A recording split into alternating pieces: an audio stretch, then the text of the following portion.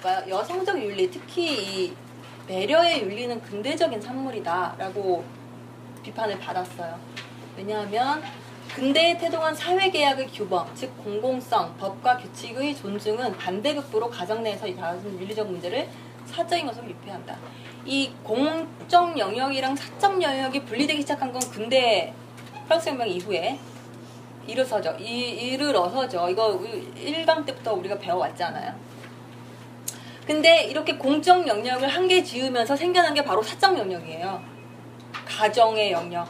그 전에는 가정의 영역이랑 국가 시민의 영역이 그죠? 이전에는 뭐 시민 개념이 별로 없었기도 했지만 공적인 영역과 사적인 영역이 그렇게 확고하지 않았는데 이 근대가 되면서 공적 영역과 사적 영역이 분리가 확연이 되고 공적 영역은 남성들의 영역으로 사적 영역은 여성들의 영역으로 이렇게 유폐하기 시작했는데 이 분리를 정당화하기 위한 여러 가지 방법 중에 하나가 여자가 더 잘 배려하니까 여자가 더 감성적이니까 라고 하는 그런 어떤 일종의 이데올로기가 있었는데 그대로 답습하게 되는 결과를 낳을 수가 있다는 거죠. 오히려 그러한 분리를 더 강화시킨다는 거죠.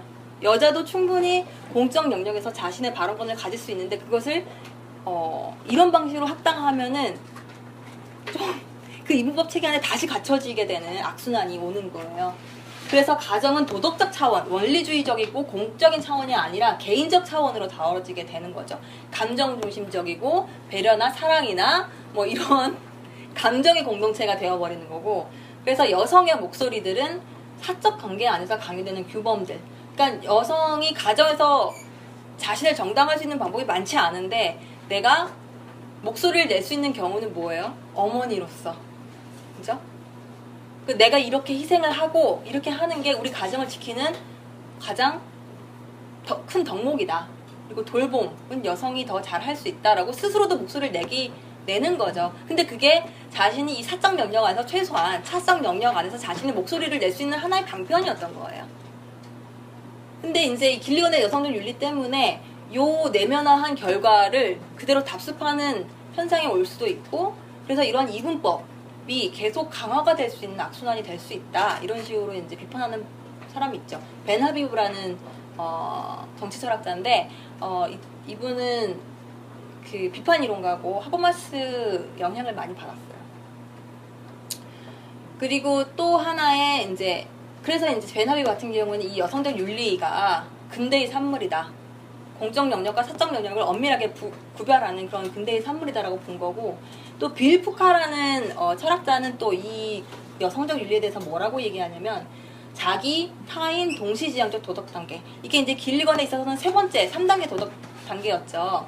나에 대한 책임과 타인에 대한 책임을 조화롭게 만들어야 한다라는 이 세 번째 도덕 단계는 그저 자기 보호와 나에 대한 책임이 자기 보호와 비굴한 예속, 타인에 대한 책임 비굴한 예속 모두에 대한 대응 기제일 뿐이다. 그래서 어떤 편에 설 것인가에 대한 고려는 인식적 해방은 가능하게 하지만 개인적, 정치적 해방은 불가능하다. 그러니까 이게 무슨 말이냐면은 이런 갈등 속에서 나를 고려하는 생각이랑 타인을 고려하는 생각 속에서 항상 정당화하는 내가 거기서 살아남고 내가 거기서 살아내려면 정당화하는 어떤 도덕적 추론이 있을 텐데 이게 사실은 자기 보호와 비굴한 예속 둘 사이를 왔다 갔다 하는 거에 불과하게 되고 그래서 내가 이 둘의 관점에 대한 인식적으로 알게 되니까 이런 관점이 가능하구나라는 인식적 해방은 가능하지만 그럼에도 불구하고 현상을 바꿔내지 못하는 거죠. 왜냐하면 길리건의 도덕 이론에 따르면 최종 목표는 뭐예요? 조화로운 합의예요. 조화로운 합의는 관점을 그대로 인정하고 타인의 관점을 나의 관점도 인정하고 어떻게든 조화롭게 맞춰가려고 하는 거거든요. 그러니까 갈등을 회피하는 하나의 방편인 거죠. 그래서 이제 빌 푸카는 대응기제라고 비판을 하는 거예요. 그거는 그냥 대응기제인 거지 자율적으로 판단한 게 아니야 이런 식으로 얘기하는 거고 그러므로 어떤 이런 불평등한 관계, 사회적 관계를 바꿔내는 힘은 없다 라고 이제 비판을 하기도 합니다.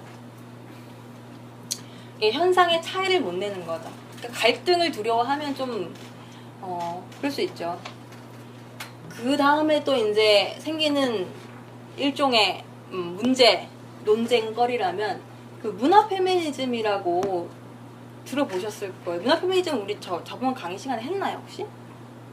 문화 페미니즘은 급진 페미니즘 이후에 나온 또 다른 급진 페미니즘의 하나의 줄기긴 한데 이때부터 굉장히 여성성을 본질주의적으로 사유하기 시작했고 여성의 본질이 얼마나 가치가 있고 얼마나 위대한 것인가를 주장했던 하나의 페미니즘의 분파인데요. 이 문화 페미니즘에 의해서 여성적 윤리가 우월성으로 해석되게 되는 거죠. 길리건이 아무리 아니라고 한들 그게 아니라 정의의 관점과 배려의 관점이 보충적이다, 보완적이다라고 한들 그런 것을 이제 문화 페미니즘이나 여타의 이제 자신의 여성성이 표면적 차원의 어떤 그런 건지 아니면 진짜 자기가 원하는 것과 갈등하는 건지에 대한 인식이 없는 사람들 같은 경우에는 이게 굉장히 정당화되는 방편이 되기 쉽죠.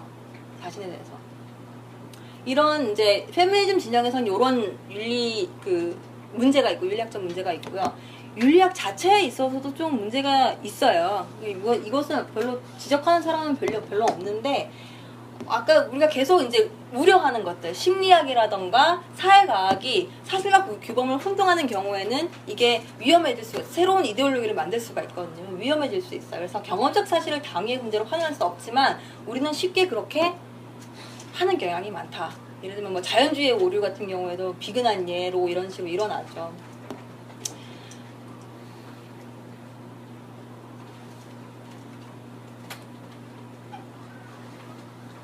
그리고 이제 세 번째로는 윤리적 상대주의의 문제. 그러니까 관점이 다르다는 걸 인정을 하게 되면 싸움은 안 일어나겠죠. 서로 갈등은 없을 거예요. 근데 무엇이 옳은 것인지 말하기가 힘들어져요. 우리가 무엇이 옳다라고 말할 수 있어야 하잖아요. 솔직히 얘기하면 그래 너 그건 네 생각이고 이건 내 생각이야 라고 하면은 문제는 해결이 안 되고 도덕적 진보도 불가능하죠. 우리는 뭐가 옳다라고 얘기할 수 있어야 해요. 그게 설사 틀렸을 수도 있겠지만 저는 그렇다고 생각을 하는데 이렇게 윤리적 상대주의의 문제가 생김으로써 도덕적 회의주의가 가능합니다. 뭐 어떤 거든 뭐 세상에 옳은 건 완전히 옳은 것도 없고 완전히 그런 것도 없어 이런 식으로 상대주의적으로 생각하니까 도덕적인 것에 대해서 회의하게 되는 거죠. 그래서 마찬가지로 규범 자체가 부재하게 되는데 근데 회의주의 자체는 그 철학 내지 이론 안에서는 굉장히 중요한 역할을 해요. 어떤 이론 자체가 교조적으로 되는 걸 막거든요. 그래서 비판의 기능은 있어요. 사실 길리건의 이론 같은 경우에도 비판적 기능은 충분히 하고 있다고 저는 생각을 해요. 그러니까 어퍼머티브하게 내세운 그 이론이 정당하냐 안 하냐 이것은 차치하고라도 이 길리건이 갖는 문제의식은 충분히 타당하다고 저는 생각을 하거든요. 그게 어떤 결과를 낳은지에 대해서는 이제 각자의 판단이 다를 수 있겠지만 어쨌든 그렇습니다. 이런 논쟁들이 현재까지도 계속 일어나고 있습니다.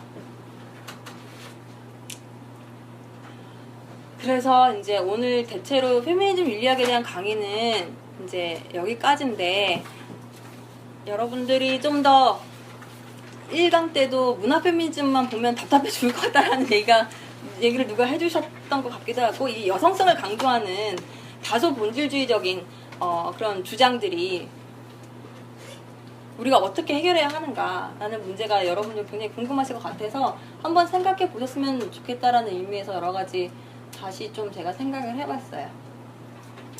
이렇게 논쟁을 하고 있지만 여전히 나온 문제들이 있죠. 뭐 남성과 여성은 대립관계인가? 혹은 보충관계인가? 대립관계는 완전히 다른 것이다. 남자와 여자는. 보충관계는 뭐예요? 어떤 하나가 결함이 있으니까 그것을 다른 하나로 보충적으로 해주자. 그리고 보완관계는 상호적으로 도와줘야 한다. 라는 이제 그런 생각인데 남성과 여성은 이런 방식으로 생각할 수 있는 건지. 근데 사실 길리건의 주장이 이런 주장이잖아요. 배려의 관점과 정의의 관점은 상호 보완적이다라고 하거든요. 근데 진짜 그런가? 하는 문제가 떠오를 수 있죠. 그 구조 자체를 정말 우리가 불평등한 관계, 동등한 관계라고 할 수 있는 건가? 실상 생활에서? 그런 문제도 좀 있을 것 같고요. 그 다음에 여성의 여러 가지 행위들, 여성이 잘하는 행위들, 그런 행위들, 예를 들면 뭐 누구를 돌본다던가 정서적인 관계를 형성한다던가 뭐 이런 것들은 구조적인 필연성인가 아니면은 물질적인 필연성인가. 이게 무슨 말이냐면은 내가 그렇게 그런 환경에서 자라왔기 때문에 그런 줄 알고 있는 건가, 아니면은 예를 들면 여자만 재생산을 할 수 있잖아요. 여자만 아이를 낳을 수 있잖아요. 이것은 내가 바꿀 수가 없는 건데, 이런 자연적이고 물질적인 필연성 때문에 나는 어쩔 수 없이 배려가 발달할 수밖에 없다, 이런 식으로 사유해야 하는 건가. 이 문제는 계속 남아있는 거죠. 그렇다고 내가 이 나의 능력, 내가 이제 아이를 낳을 수 있는 능력이 그럼 부정되어야 하는가? 당연히 그렇게 생각하지 않을 거고, 그렇죠? 그리고 어떤 여성들은 당연히 돌봄과 배려에서 기쁨을 느끼고 그것을 더 우월적인 가치로 상정을 하거든요. 우린 그것을 또 무시해야 하는가? 뭐 이런 여러 가지 문제들이 있을 수 있죠. 그리고 이제 사실 이 페미니즘 윤리학이 가장 크게 논의된 시기가 이제 제2 물결인 이제 급진 페미니즘의 후반기인데요. 문화 페미니즘이 있었던 80년대 초반이니까요. 근데 이 급진 페미니즘의 가장 큰 모토가 그거였어요. 개인적인 것이 정치적인 것이다.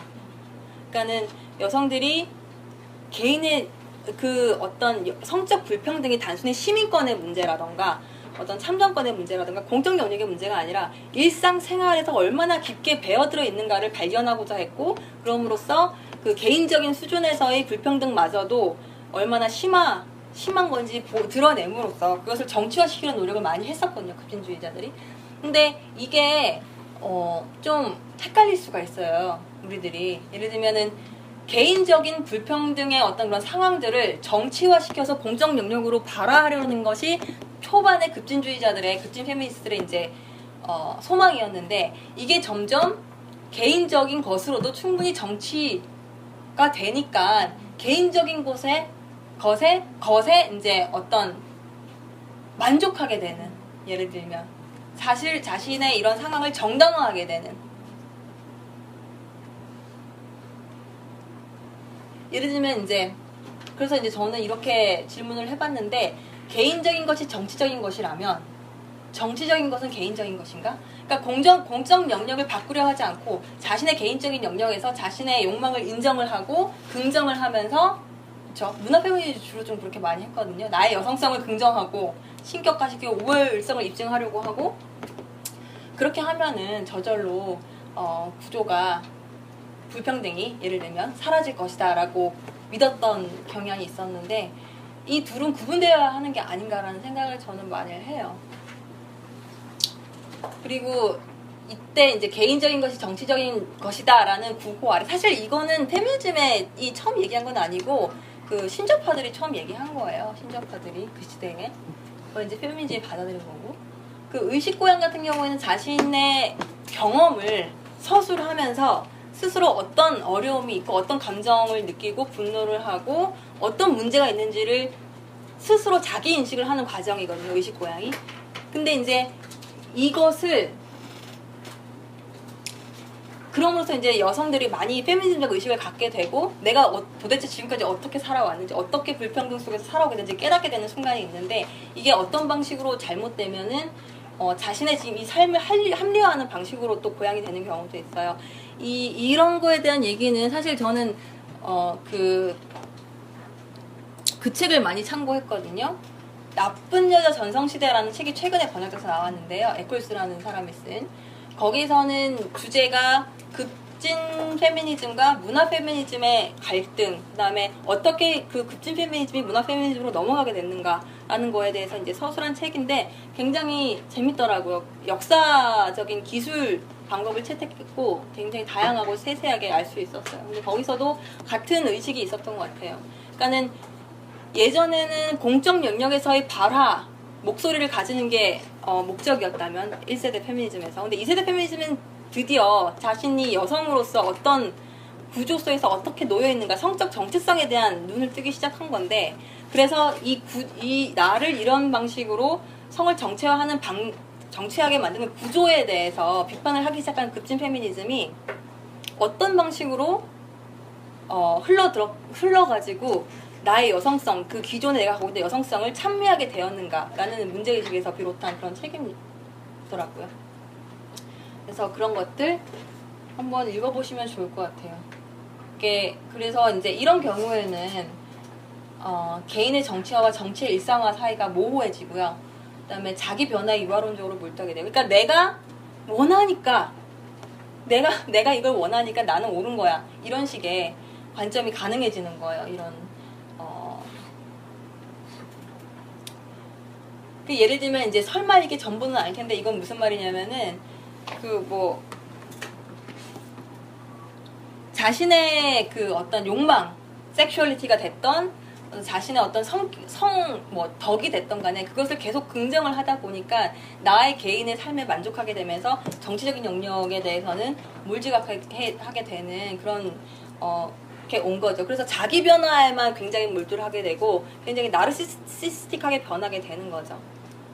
근데 이제 다른 관점에서 보면은 그게 페미니즘은 아닐 텐데 라고 얘기하고 싶은 거예요. 페미니즘은 어쨌든 구조에 구멍을 내고 차이를 내어야 한다라고 생각하는 사람들 입장에서는 그렇게 개인적으로 변하는 게 사회의 변화에 어떤 도움이 될까 한번 생각해 보자, 이런 식의 물음이었던 거고요. 근데 또 아이러니하게도 그 시기에 신자유주의가 만개를 하게 됩니다.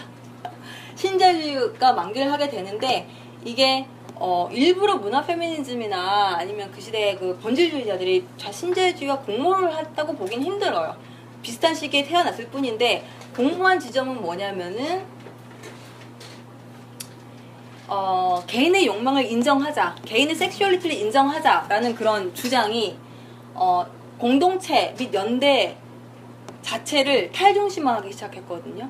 포스트 모더니즘을 약간 만나고, 그게 이제 신자유주의의 모토이기도 하잖아요. 신자유주의에서는 어떤 개인의 욕망을 계속 부추기고 그것의 충족이 뭐 일생 최대의 어떤 목적이 되는 것으로 만드는, 그래서 모든 공동체를 파괴해버리는, 특히 신자유주의 같은 경우에는 이제는 국가 개념도 조금 흐릿해지고 개인의 영달, 이 개인의 욕망이 굉장히 중요해지고 해서 공동체가 조금 흔들리는 그런 시기다 보니까 이게 이제 잘 맞아 떨어져서 누군가의 눈에는 그런 문화 페미니즘이 신자유주의랑 굉장히 잘 맞았다 라고 이제 비판을 하기도 합니다.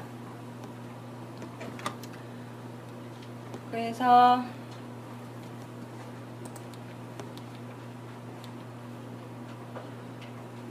이건 이제 제가 계속 했던 얘기인데, 근데 저도 여러분들 유의하셔야 되는데, 저도 하나의 관점을 가진 그냥 페미니스트예요. 그래서 제가 이런 방식으로 이건 이렇게 입체적으로 볼 수 있다 하더라도 이런 여러 가지 관점들에 대한 생각을 다시 한번 곱씹어 봐 주셨으면 좋겠어요. 저의 주장 혹은 제가 아무리 공정하게 다루려고 해도, 하나의 이론을 다루려고 해도 문제가 있는 지점을 지적할 수밖에 없고, 또 제가 옳다라고 생각하는 건 또 따로 있을 수 있잖아요.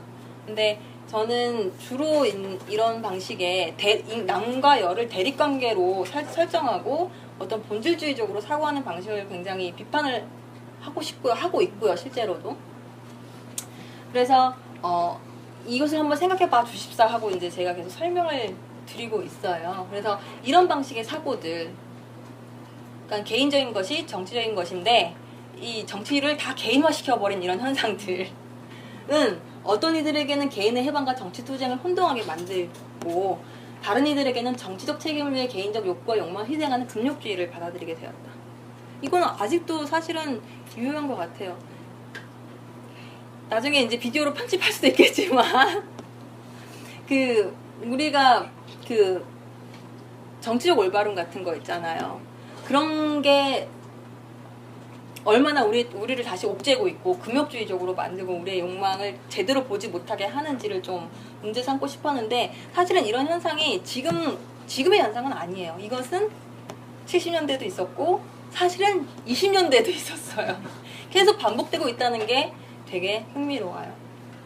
여하튼 여성운동의 경우에는 분명 그러했는데, 급진 페미니스트들은 종종 개인적인 것이 정치적인 것이라는 사고를 한 개인의 삶이 어떤 추상적인 정치적 올바름의 기준에 부합해야 한다는 뜻으로 규범적으로 개조했다.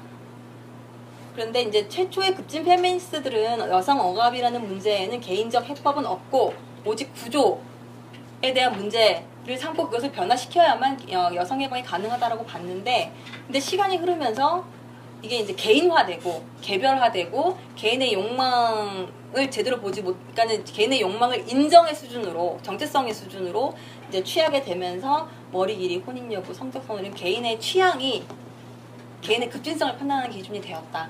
그러면서 내가 이렇게 표현적으로 행위하는 것 자체가 이미 정치적인 것이니까 내가 특별히 공적 영역에서 뭘 강하게 얘기할 필요는 별로 없는 거죠.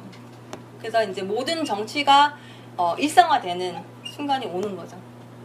그런 변화에 맞춰서 때로는 개인적으로 만족스러운 것이 정치적으로 올바른 것으로 인정된다. 이렇게 두 가지로 나오는 거예요. 정치적 올바름이라는 게 하나는 굉장히 주관적인 정치적 올바름이 나오는 사태를 얘기한 거고 또 하나는 금욕주의적으로 나오는 사태를 얘기를 하는 겁니다. 여러분들도 한번 생각을 해보셨으면 좋겠어요. 이런 거에 대해서. 이게 사실 이 나쁜 여자 전성시대라는 책은 제2물결 페미니즘에 대한 책이긴 하지만 너무 신기해요. 저는 요즘에도 똑같은 게 재현되고 있다라는 게 너무 신기하고 하여튼 그렇습니다. 예, 제 강의는 이제 여기서 마치고요. 질문 있으시면 좀 받아볼까요? 질문? 뭐 어떤 질문이든 상관없어요. 네. 윤리학 윤리 자체에 대한 질문인데 네. 예전에는 정말 뭐 올바르고 착하고 선하고 뭐 이런 거에 대한 건 줄 알았는데 정신분석학적 윤리 이런 문구들을 보면 이게 내 생각보다 되게 건조한 개념인가 싶더라고요. 되게 뭐가 옳고 막 이렇게 강하게 주장한다기보다 그래서 이렇게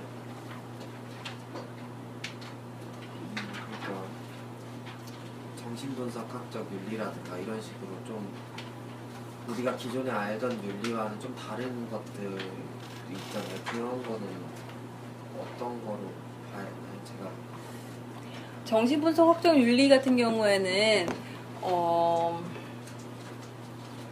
사실 이제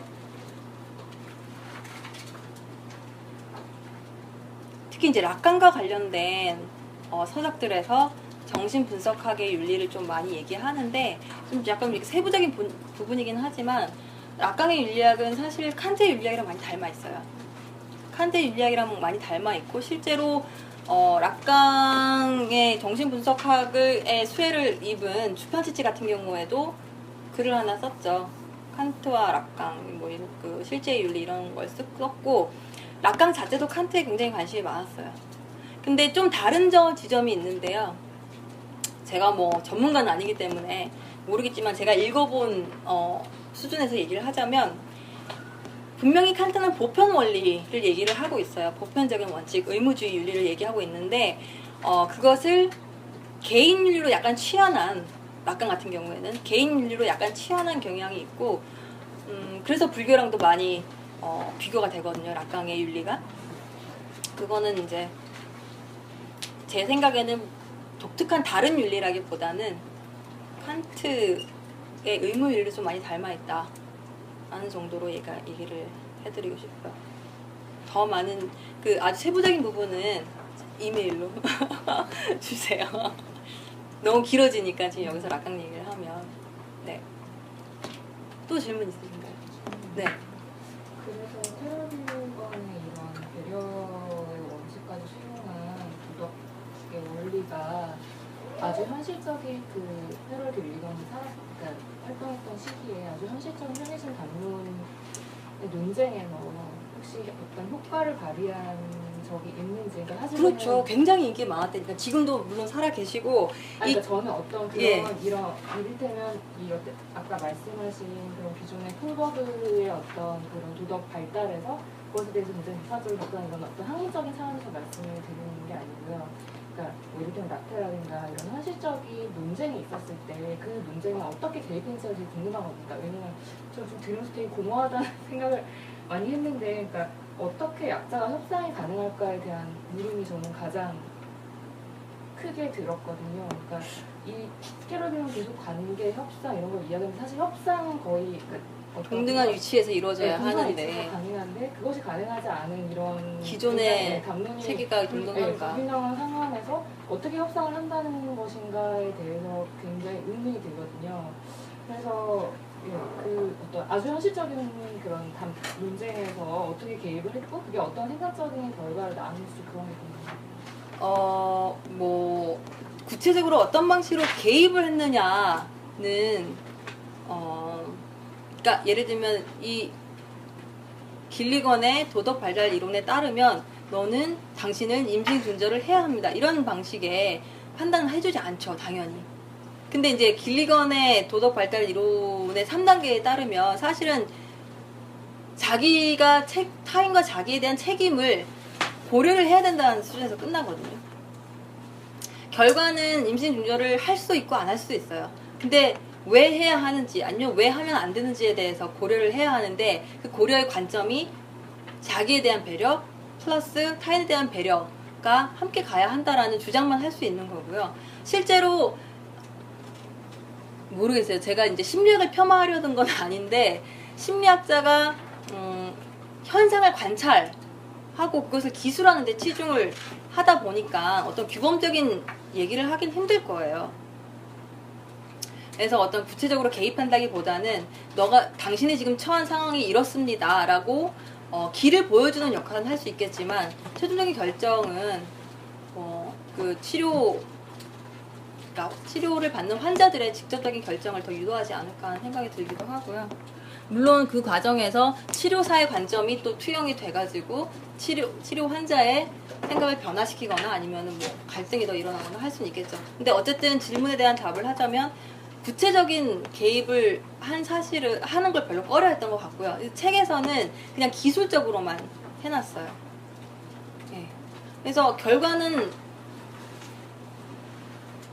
여러 가지 상황에 따라서 계속 달라질 수가 있는 거죠. 근데 그렇게 자기의 책임을 물을 수 있도록 유도하는 방법은 될 수 있겠죠. 길리건의 이론이. 또 질문. 네.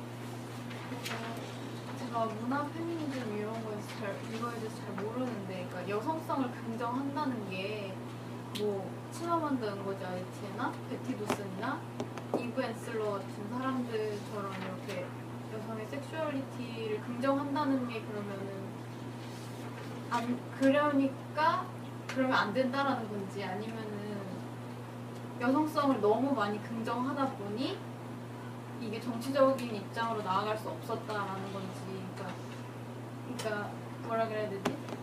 치마만다 응고자 자체 같은 경우는 저는 여성스럽습니다 라고 하면서 되게 당당하게 이야기를 하고, 베티 도슨이나 이브 앤슬러도 되게 그 자신의 섹슈얼리티, 뭐 여성의 자위라던가 이런 거에 대해서 되게 자신 있게 이야기하라고 그러고, 뭐 나쁜 게 아니다라고 이야기하고, 이렇게 두 가지 측면이 다 있어요. 문화 페미니즘을 그래서 본질주의자라고만 매도하기가 힘든 거예요. 문화 페미니즘 같은 경우에는. 그러니까는 그것의 간극이 너무나 협소하기 때문에, 그러니까 자기의 섹슈얼리티를 긍정한다라는 게 그 자기의 섹슈얼리티가 기존 체계 안에서 규정된 그런 섹슈얼리티인가? 아니면 내가 진짜 원하는 섹슈얼리티인가?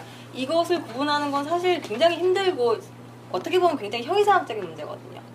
그러니까는 그러니까 다양한 문화 페미니스트들이 있지만 어떤 문화 페미니스트는 그 기존에 여성한테 부여된 그런 여성성 자체가 굉장히 본질적인 거고 좋은 것이야 라고 주장하는 사람도 있고, 아니면 우리만의 여성성을 만들어 보자 라고 더 급진적으로 나가는 사람들도 있는 거죠. 그래서 문화 페미니즘도 그렇게 다양하게 있는 거긴 한데 공통적인 거는 여성성의 어떤 그런 것을 다시 찾아보자. 그게 이제 개발이 될 수도 있고 발견이 될 수도 있고 그런 거죠. 그리고 그래서 이제 개인적인 차원에서 뭘 해야 한다고, 개인적인 차원과 정적인 차원이 헷갈린다? 그래서 그러면 우리는 여성의 섹슈얼리티를 긍정하기보다는 또 다른 방향으로 나아가야 하는 그런 것인가? 이런 고민. 그러니까 질문이 어렵지. 그러니까 저는 그런 새 작가들이 쓴 책을 되게 감명 깊게 읽고, 여성의 섹슈얼리티라든가 나의 뭐 성 경험이라든가 이런 것도 자신 있게 이야기할 수 있어야 하는 거고 나쁜 게 아니다 이렇게 생각을 하게 되었는데, 여기에서 말하는 어떤 여성성을 긍정한다는 의미가 여기에서는 이게 너무 개인적인 범위로 축소가 개인적인 범위에서 만족감이 들기 때문에 정치적인 영역으로 나아갈 수 없다라고 이야기를 하셔서 그러면은 내가 계속 이렇게 나 혼자만의 어떤 세계를 구축해 나가다 보면 나도 정치적인 영역으로 나갈 수 없는 것인가 막 이런 저는 이제 그게 항상 일방향적으로 논리적인 방향이 있다라고 생각하진 않아요. 그러니까는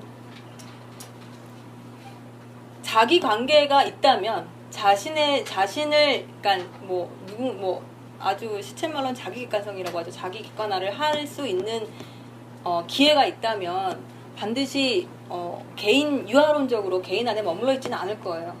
자기 관계를 한다면. 근데 보통 자기 안에서 머무르고 나르시시스트처럼 이렇게 유아론처럼 이렇게 머무르는 사람들은 정치엔 별로 관심이 없죠. 내가 지금 충분히 행복한데 뭐하러 정치에 나가요. 그러니까는 자신의 욕망을 인정한다라는 게 반드시 자기가 지금 겪고 있는 상황을 긍정한다는 거랑은 또 다른 얘기예요.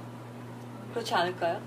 자신의 상황을 긍정하는 거랑 자신의 욕망을 긍정하는 거랑은 충분히 갈등을 일으킬 수가 있어요. 그래서 자신의 욕망이 구조와 갈등을 일으킨다면 당연히 구조를 바꾸고 싶은 당위가 생기지 않을까요? 일종의.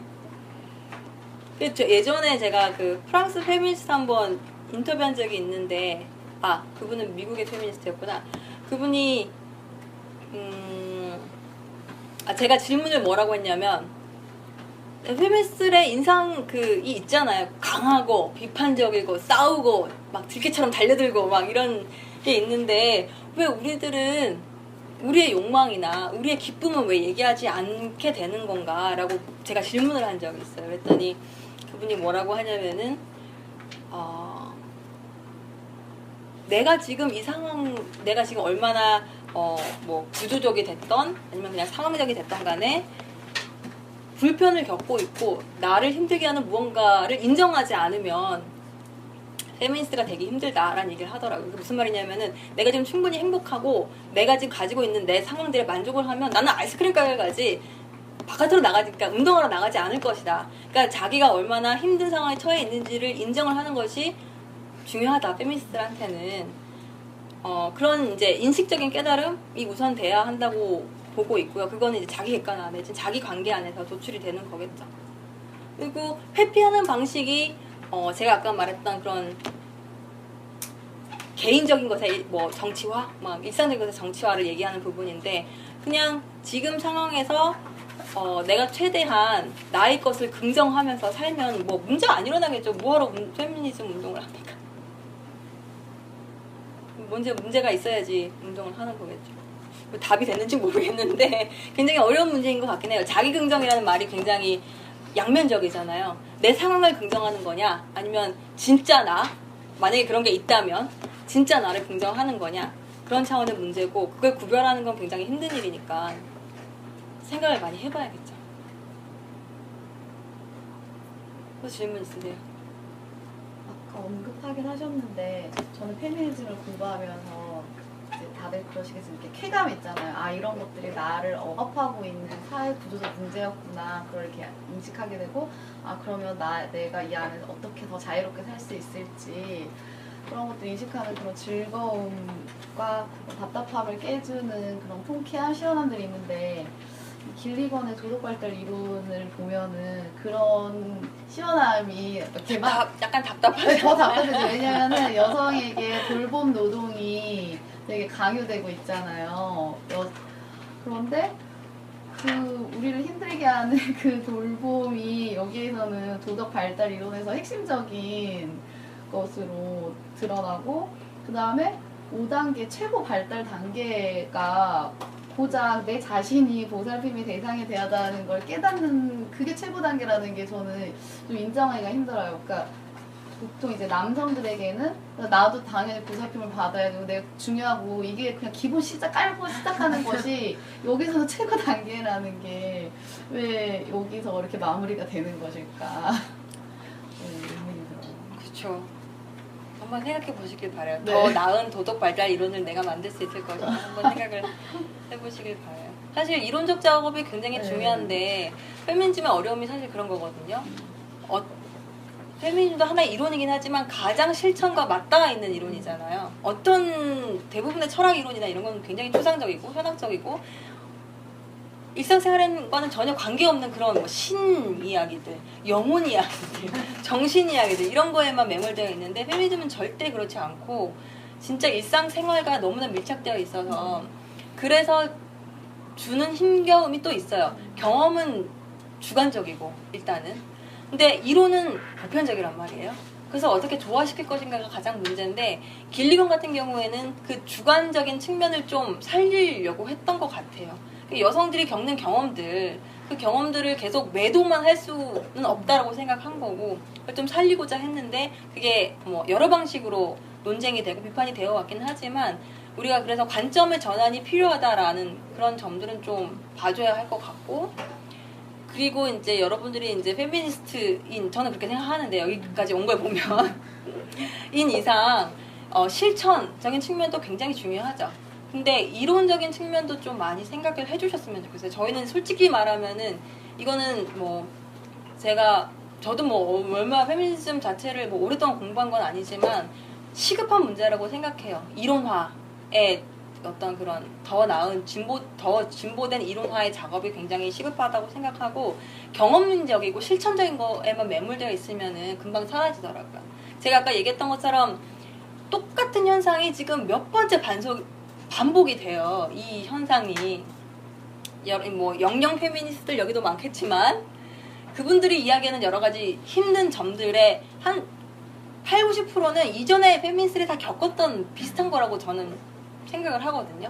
근데 그때 그 당시에 어떤 이론적 기반을 좀 더 탄탄하게 했으면 좋지 않았을까? 혹은 그 시절에는 그렇게 하는 것이 최선이었다면 이제 우리가 할 일은 좀 더 이론화하고 우리의 실존적인 동력을 심어줄 그런 이론들에 대한 사유가 더 중요한 게 아닌가 지금 이 시점에서는 단순하게 예전에 페미니스트들이 잘못해가지고 아직까지도 우리가 못 벗어나게 만들었어 이런 방식으로 부정하는 방식보다는 이 페미니즘의 계보를 만드는 것도 굉장히 중요하다 라고 저는 생각을 합니다. 다 이게 이제 제 개인의 의견임을 다시 한번 밝혀두고 동의하시든 안 하시든 또 질문 있으세요?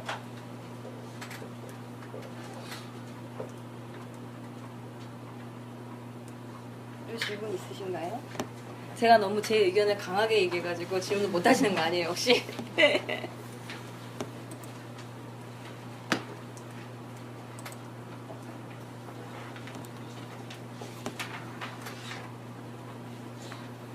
그렇죠. 제가 좀 오늘 제 의견을 좀 많이 얘기를 했네요. 그래서 여러분들이 다시 한번 좀 많이 생각을 해보시고 어차피 되어가고 있는 과정이고 우리는 시간의 흐름 속에서 계속 변하는 존재들이고 하니까 여러분들도 스스로 많이 한번 생각하는 시간을 가져봤으면 좋겠어요. 자신의 갈등에 대해서도 외면적이든 외면적이든 다. 네, 오늘 강의는 이것으로 마치겠습니다.